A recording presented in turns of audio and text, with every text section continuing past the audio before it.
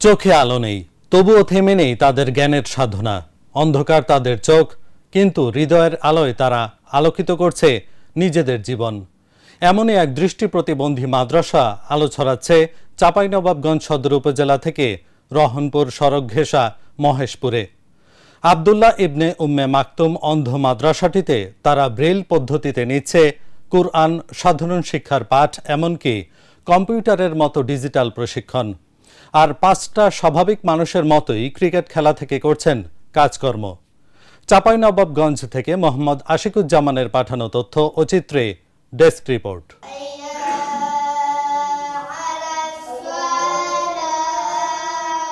চাঁপাইনবাবগঞ্জের আব্দুল্লাহ ইবনে উম্মে মাকতুম অন্ধ মাদ্রাসাটিতে মোহতামিম হিসেবে কর্মরত রয়েছেন মোহাম্মদ আব্দুস সবুর। তিনি ব্রেইল পদ্ধতিতে পড়াশোনা করে হয়েছেন কোরআনের হাফেজ, জেনারেলেও কমপ্লিট করেছেন বিএড অনার্স, এমনকি নিয়েছেন কম্পিউটার প্রশিক্ষণ। নিজের জ্ঞানের আলো ছড়িয়ে দিতে এবং তার মতো অন্য অন্ধদের সমাজে ভিক্ষাবৃত্তি থেকে মুক্ত করে অন্তত কর্মঠ করে তোলার জন্যই এমন উদ্যোগ, বলছেন আব্দুস সবুর। পাবনা ছাড়া নওগাঁ, চাঁপাইনবাবগঞ্জ, রাজশাহী কোথাও অন্ধ বাচ্চাদের কোনো শিক্ষা প্রতিষ্ঠান, বিশেষ করে মাদ্রাসা নেই। আমরা আধুনিক শিক্ষা দেওয়ার জন্য মাদ্রাসার পাশাপাশি বাংলা, ইংরেজি, অঙ্ক, কম্পিউটার এবং কোরআনের হাফেজ এবং হাফেজা হিসেবে যদি আমরা গড়ে তুলতে পারি অন্ধ ছেলে মেয়েদের, তাইলেই একমাত্র সমাজের কাছে, রাষ্ট্রের কাছে তারা বোঝা হবে না। তারা ভিক্ষার হাত থেকে বেঁচে অন্তত তারা ছোট্ট ছোট্ট করে কর্মসংস্থান করতে পারবে। শুধু চাঁপাইনবাবগঞ্জ নয়, জেলার বাইরে থেকেও মাদ্রাসায় ভর্তি হয়েছেন শিক্ষার্থীরা।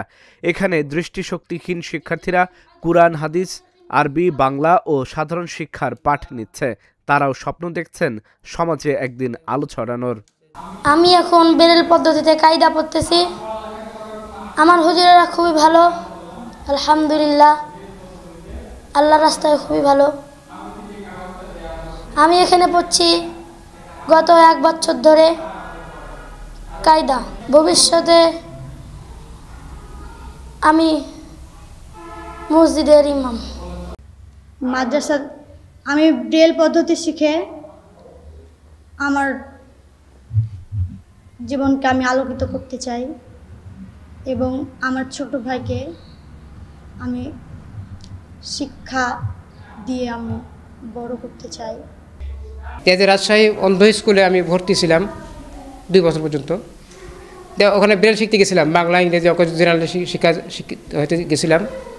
সেখানে যে কিছু করতে পারলাম না, তারপর শেষ পর্যন্ত চলে আসলাম।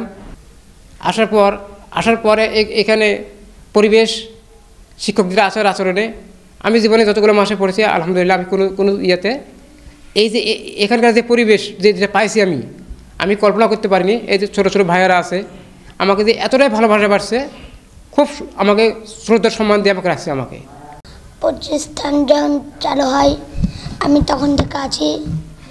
এখন আমি মোটামুটি কায়দার পড়তেছি।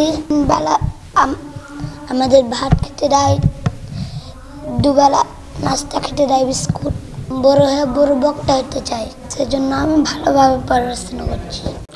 মাদ্রাসায় প্রথম পাশের মাদ্রাসায় মানে মানুষকে ওই হেতু ছেলেবেলে বলে তো এটা মুখস্থ করতেন, তাই ওটাই চাইছে ব্রেইল পদ্ধতিতে। আল্লাহ দেশে ভালো আছি, খুব নিজের ইচ্ছায় যেখান থেকে করতে পারছি। ওখানে শিখেছিল মানুষের যেটা করে দেবে সেটা মুখস্থ করতেন, তাছাড়া আর কিছু নাই। এখানে কোরআন পড়ে পাশাপাশি কম্পিউটার শেখায় আর বাংলা, ইংরেজি শিখেতাম। শিক্ষার্থীরা শুধু ধর্মীয় নয়, সাধারণ শিক্ষাতেও সমানভাবে এগিয়ে যাচ্ছে। শ্রবণ ও স্পর্শ, এই দুটি ইন্দ্রিয়ই তাদের জ্ঞানের জানালা, বলছেন এই হাফেজ বিভাগের অন্ধ শিক্ষক। এখানে আমি প্রায় 1 বছর ধরে, মানে প্রাথমিক অবস্থায় যখন থেকে প্রতিষ্ঠানটি চালু হয় তখন থেকেই আমি এখানে আছি। বাচ্চাদেরকে পাশাপাশি হেফজ করাচ্ছি।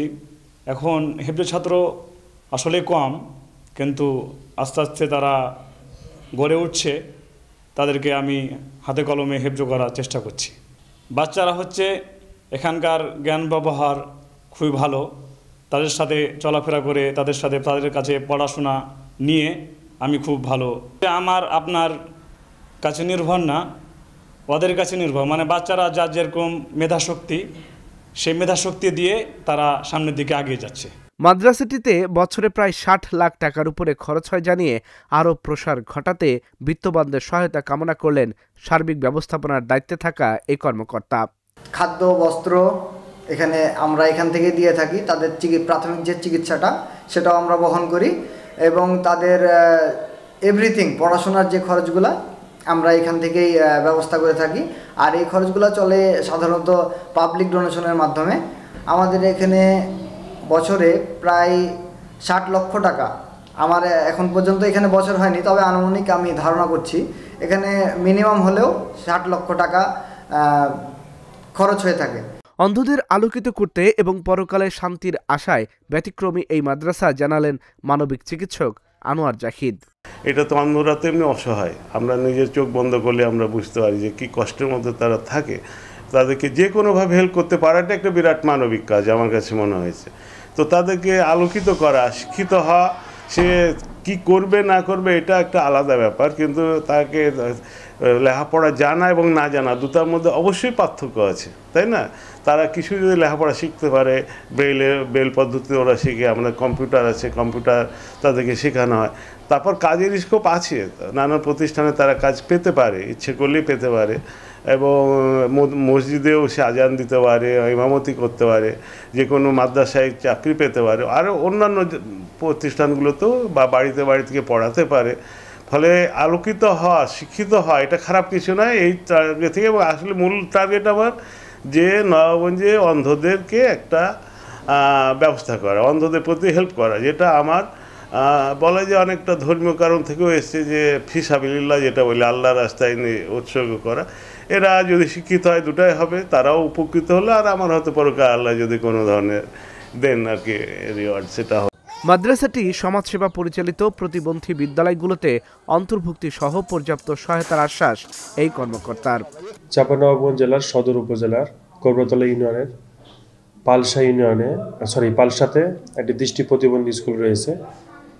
এই দৃষ্টি প্রতিবন্ধী স্কুলে বিভিন্ন শ্রেণীর শিক্ষার্থীরা এখানে তাদের পাঠদান সেবা নেয় এবং আমরা যতটুকু জেনেছি যে এই প্রতিষ্ঠানটি খুবই ভালো। তো প্রতিষ্ঠানটি নিবন্ধন না হওয়ার কারণে তারা বিভিন্ন সুযোগ সুবিধা থেকে বঞ্চিত রয়েছে। তো আমরা তাদের যে কমিটি আছে সেই কমিটির সাথে যোগাযোগ করে দ্রুত সরকারি সুযোগ সুবিধা দেওয়ার চেষ্টা করব এবং আমাদের যে প্রতিবন্ধী বিদ্যালয়গুলো আছে সেগুলোতে তারা যেন অন্তর্ভুক্ত হতে পারে সেই জন্য আমরা সর্বাত্মক চেষ্টা করব। আব্দুল্লাহ ইবনে উম্মে মাকতুম অন্ধ মাদ্রাসায় বর্তমানে 15 জন অন্ধ ছেলে ও 5 জন মেয়ে শিক্ষার্থী রয়েছে। তাদের পাঠদানে রয়েছে 4 জন শিক্ষক। Dhaka journal news desk. مما رزقناكم من قبل أن يأتي يوم لا